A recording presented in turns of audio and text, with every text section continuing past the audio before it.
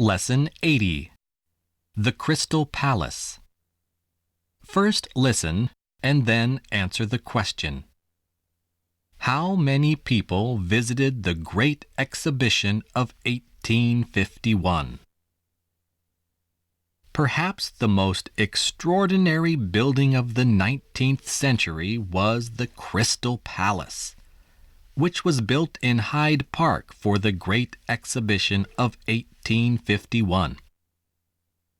The Crystal Palace was different from all other buildings in the world, for it was made of iron and glass. It was one of the biggest buildings of all time, and a lot of people from many countries came to see it. A great many goods were sent to the exhibition from various parts of the world. There was also a great deal of machinery on display. The most wonderful piece of machinery on show was Nasmyth's steam hammer. Though in those days, traveling was not as easy as it is today, steamboats carried thousands of visitors across the Channel from Europe. On arriving in England, they were taken to the Crystal Palace by train. There were 6 million visitors in all, and the profits from the exhibition were used to build museums and colleges. Later, the Crystal Palace was moved to South London. It remained one of the most famous buildings in the world until it was burnt down in 1936.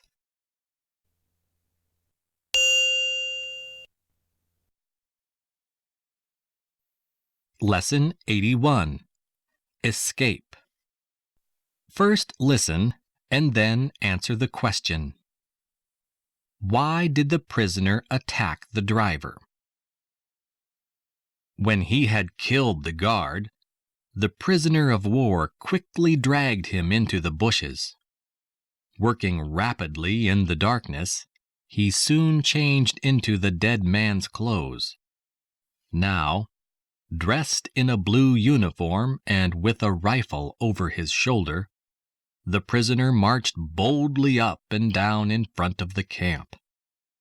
He could hear shouting in the camp itself. Lights were blazing and men were running here and there. They had just discovered that a prisoner had escaped. At that moment, a large black car with 4 officers inside it stopped at the camp gates. The officers got out and the prisoner stood to attention and saluted as they passed. When they had gone, the driver of the car came towards him. The man obviously wanted to talk. He was rather elderly with gray hair and clear blue eyes. The prisoner felt sorry for him, but there was nothing else he could do. As the man came near, the prisoner knocked him to the ground with a sharp blow. Then, jumping into the car, he drove off as quickly as he could.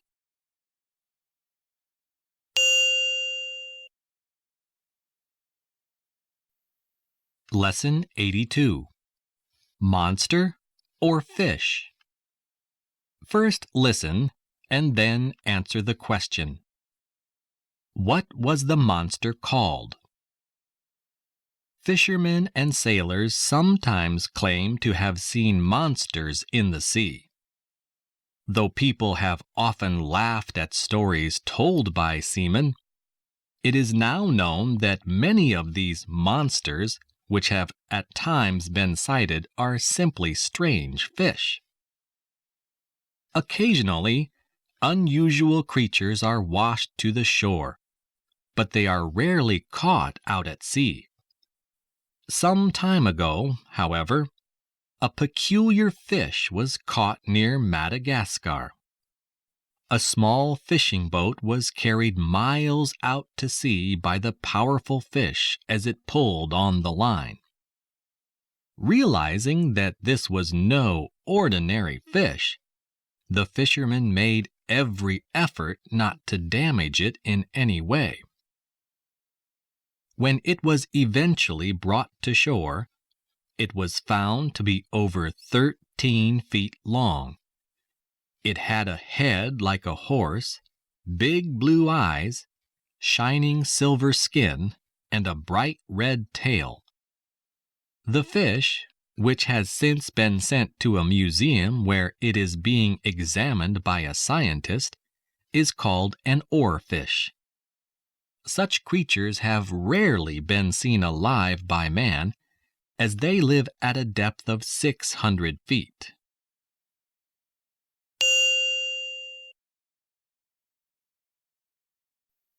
Lesson 83. After the elections. First listen and then answer the question. Why did Patrick keep on asking the same question?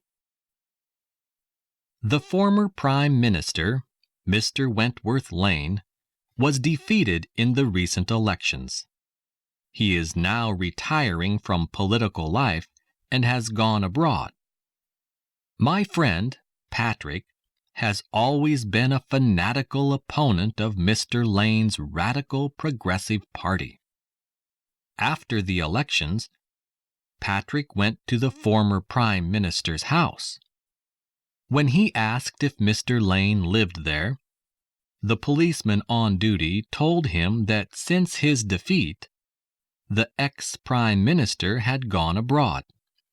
On the following day, Patrick went to the house again. The same policeman was just walking slowly past the entrance when Patrick asked the same question. Though a little suspicious this time, the policeman gave him the same answer. The day after, Patrick went to the house once more and asked exactly the same question. This time, the policeman lost his temper. "I told you yesterday, and the day before yesterday," he shouted. "Mr. Lane was defeated in the elections. He has retired from political life and gone to live abroad." "I know," answered Patrick, "but I love to hear you say it."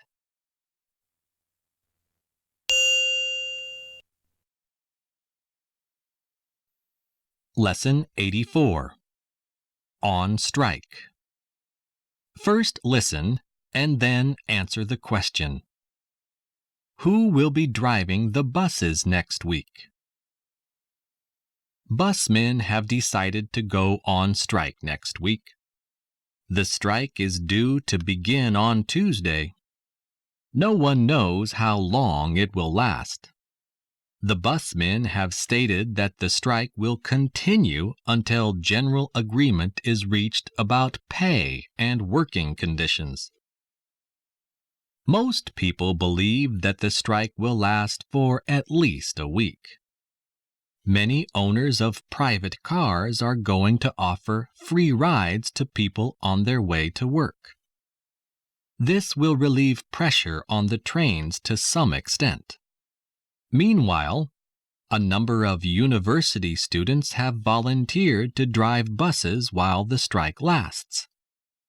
All the students are expert drivers, but before they drive any of the buses, they will have to pass a special test.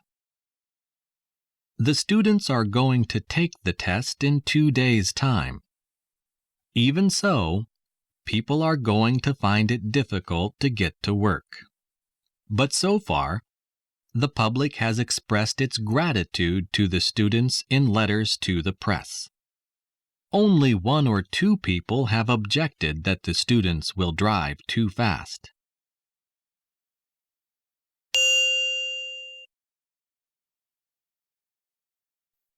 Lesson 85. Never too old to learn. First listen and then answer the question. How long has Mr. Page been teaching? I have just received a letter from my old school. informing me that my former headmaster, Mr. Stuart Page, will be retiring next week. Pupils of the school, old and new, will be sending him a present to mark the occasion. All those who have contributed towards the gift will sign their names in a large album, which will be sent to the headmaster's home. We shall all remember Mr. Page for his patience and understanding, and for the kindly encouragement he gave us when we went so unwillingly to school. A great many former pupils will be attending a farewell dinner in his honor next Thursday.